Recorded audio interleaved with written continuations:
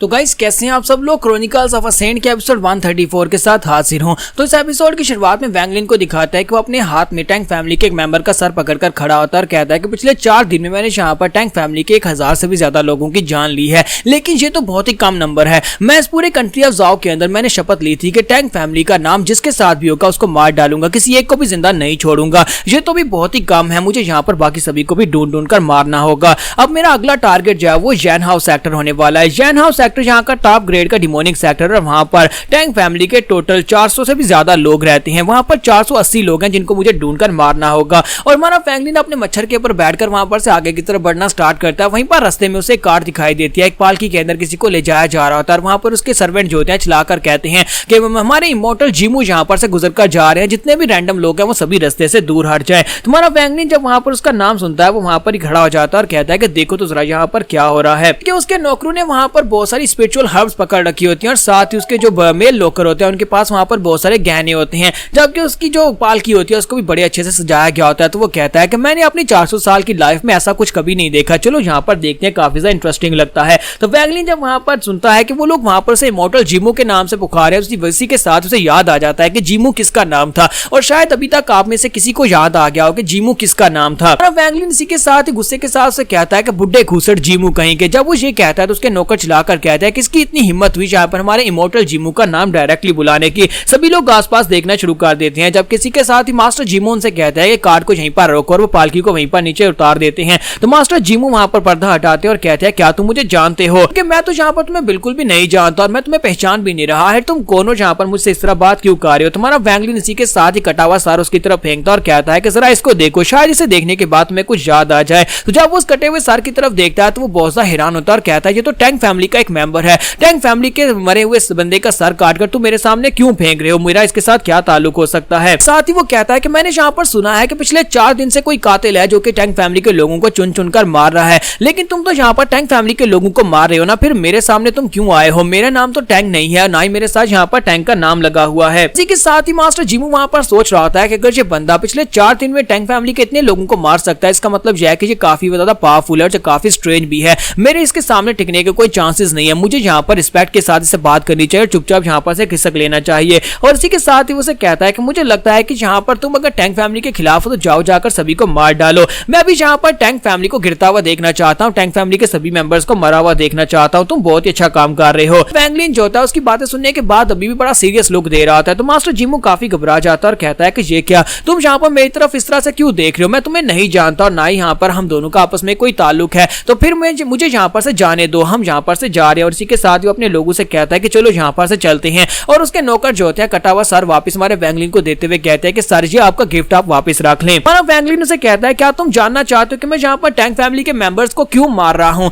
तो मास्टर जीमू से कहते हैं नहीं नहीं सर, मुझे इस सब के बारे में नहीं जानना, मेरा इस सब से कोई ताल्लुक नहीं है, तो फिर मैं यहाँ पर सबके बारे में क्यों जानूंगा? साथ ही वो अपने लोगों से कहता है कि चलो जल्दी से मेरी पालकी को उठाओ, यहाँ पर से निकलते हैं, हमें यहाँ पर किसी दूसरे के बिजनेस में टांग नहीं अड़ानी। और उसके नौकर वहां पर उसकी पालकी को उठाते हैं और वहां पर से चल पड़ते हैं, लेकिन इसी के साथ ही वो एक रिस्ट्रिक्शन के साथ अटक जाते हैं। वहां पर सामने एक बैरियर होता है, वो लोग आगे नहीं बढ़ पाते। तो मास्टर जीमू वहां पर से नीचे उतरते हैं और कहते हैं कि सीनियर कल्टीवेटर इस बात का क्या मतलब है? तुम यहाँ पर बीच में क्यों अटक रहे हो? यहाँ पर मेरा तुम्हारे साथ कोई ताल्लुक वास्ता ही नहीं, मैं तुम्हें जानता भी नहीं हूँ। तुम्हारा वैंगलिन उसे कहता है क्या तुम वाकई में मुझे नहीं जानते कि मैं कौन हूँ? इसी के साथ ही मास्टर जीमू से कहते हैं कि अगर तुम्हें लगता है कि तुम यहाँ पर इस तरह की बातें करके मुझे डरा लोगे और उसके बाद मुझे लूट लोगे तो ऐसा बिल्कुल भी नहीं होने वाला। तुम्हारा वैंगलिन उसे कहता है क्या तुम्हें याद है 400 साल पहले क्या हुआ था? क्या तुम्हें याद है 400 साल पहले तुम्हारा एक डिसाइपल मरा था? बात सुनने के साथ ही मास्टर जीमू को भी झटका लगता है, क्योंकि उसे याद आता है कि 400 साल पहले उसका एक डिसाइपल मरा था और टैंग ली को उसने सुपारी दी थी कि जाओ उस बंदे को ढूंढ कर लाओ, उस बंदे को ढूंढ कर मार डालो। वैंगलिन उसे कहता है कि तुम्हारे उस डिसाइपल को मैंने मारा था।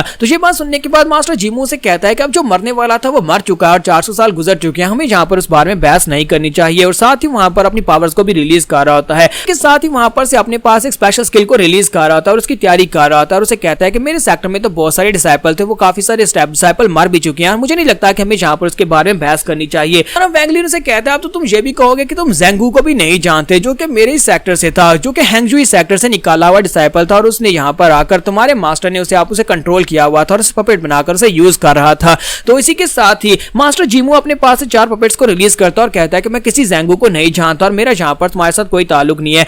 वैंगलिन से कहता है कि नहीं, मैं तुम्हें सारी बात बताता हूँ कि वहां पर क्या हुआ था। जब ज़ेंगू के मास्टर ने वहां पर मेरे पर अटैक किया तो मैंने वहां पर उसको मार डाला, जो कि तुम्हारा ही डिसाइपल था। मैंने उस मास्टर को मार दिया और उसकी स्वर्ड ले ली। और उसके बाद जब हम लोग वहां पर टैंक फैमिली के सिटी में गए, तुमने वहां पर टैंक फैमिली के यंग मास्टर से रिक्वेस्ट की कि वहां पर से ढूंढकर हम दोनों को मार डाले। लेकिन उस वक्त मुझे ज़ैंगू का तो नहीं पता कि वो कहां पर चला गया, लेकिन मैं वहां से भागकर जंगल में गया था, जहां पर गलती से मेरे से टैंग ली मारा गया। टैंग ली के मरने के बाद उसका ग्रैंडफादर बोसदा गुस्सा हुआ और उसने मेरी पूरी की पूरी वैंग फैमिली को ही डिस्ट्रॉय कर दिया। उसने सभी लोगों को मार दिया। मुझे जरा ये बताओ कि ये सारी किसकी गलती थी? अगर तुम वहां पर उस लड़के टैंगली को मेरे पीछे नहीं लगाते तो ये सब कुछ नहीं होता। मेरे पेरेंट्स अभी तक जिंदा होते, मेरी फैमिली अभी तक जिंदा होती। तो जीमू कहता है कि मुझे नहीं लगता कि ये मुझे छोड़ने वाला है, और वो अपने चारों पपेट्स के साथ हमारे वैंगलिन के ऊपर अटैक कर देता है। चारों पपेट्स बड़ी तेजी के साथ अटैक करने के लिए आगे बढ़ते हैं। वो चारों नेशनल सोल स्टेज के पपेट्स होते हैं। तुम्हारा वैंगलिन अपने पास से रिस्ट्रिक्शन बैनर निकालता है, रिस्ट्रिक्शन बैनर को वहां पर घुमाना स्टार्ट करता है और सिर्फ एक ही अटैक के साथ वो उन चारों को वहां पर रिस्ट्रिक्शन बैनर के अंदर कंट्रोल कर लेता है, उनको ट्रैप कर लेता है। तो ये देखकर जीमू बहुत ज्यादा घबरा जाता है और कहता है कि ऐसा कैसे हो सकता है? इसने 4 नेशनल सोल स्टेज के कल्टीवेटर्स पपेट्स को बड़ी आसानी से यहां पर ट्रैप कर लिया।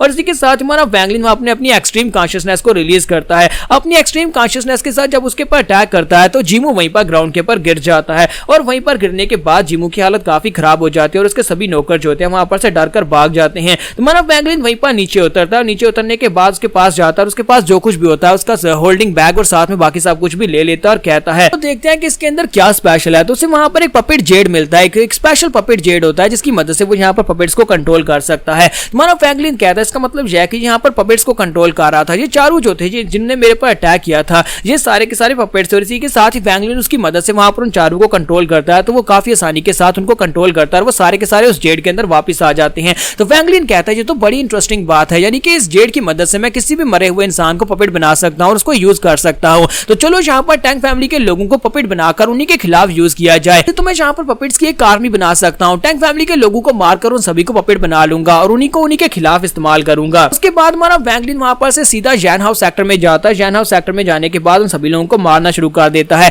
तो उनमें से एक लड़का उसे पूछता है कि क्यों, हमने तुम्हारा क्या बिगाड़ा है? तुम्हारा वैंगलिन कहता है कि तुमने कुछ नहीं बिगाड़ा, सिर्फ ये गलती है कि तुम्हारे नाम के साथ टैंक का नाम लगा हुआ है, इसी वजह से तुम सभी को यहाँ पर मरना होगा। हमारा वैंगलिन कहता है कि यहाँ पर इन सभी को मारने के बाद बाकी के सभी लोग जो है उन्हें पता चल गया होगा कंट्री ऑफ जाओ के अंदर से भागकर नहीं जाया जा सकता। तो सभी टैंक फैमिली के बचे कुछ मेंबर्स जो है वो सभी लोग भागकर टैंक फैमिली की तरफ जाने वाले हैं, जहाँ पर टैंक हुआ जान रहता है। जब वो सभी लोग वहां पर एक जगह इकट्ठे हो जाएंगे तब मैं वहां पर जाऊंगा, जाकर टैंक हुआ जान से मिलूंगा। फिलहाल के लिए मैं टैंक फैमिली में टैंक हुआ जान के पास बिल्कुल भी नहीं जाने वाला। साथ ही वो कहता है कि मैं जहाँ पर इन सभी छोटे स्मॉल फ्राइज को मारकर इन सभी को ज्यादा डरा नहीं पा रहा, तो मुझे यहाँ पर इनके 9 कोर मेंबर्स को मारना होगा। मुझे यहाँ पर इन मेंबर्स से पता चला है कि टैंक फैमिली में यहाँ पर 9 मेंबर्स हैं जिन्हें कोर मेंबर्स कहा जाता है और उन्हें यहाँ पर टैंक 1 से लेकर टैंक 9 का नंबर दिया गया है और उनके नाम को भी नंबर से ही दर्शाया जाता है। तो यहाँ पर वो सभी लोग ज्यादा पावरफुल है, तो एक एक करके अगर मैं 9 को मार डालता हूं तो बाकी के सभी लोग डरकर वहीं पर मेन फैमिली में चले जाएंगे टैंक हुआ जान के पास मदद लेने के लिए। तब मैं वहां पर उन सभी को मारना स्टार्ट करूंगा।